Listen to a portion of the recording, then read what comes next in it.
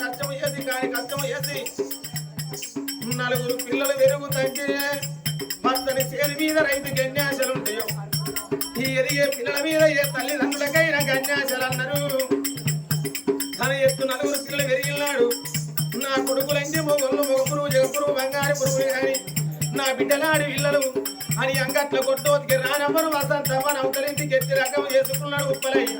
మనవరాళ్ళ చూసుకొని సుఖపడతాననుకున్నాడు కానీ ఆ తండ్రి ఉప్పలయ్య కళ్ళ ముందటనే పెద్ద బిడ్డ రానమ్మను దాచుకోలేదా.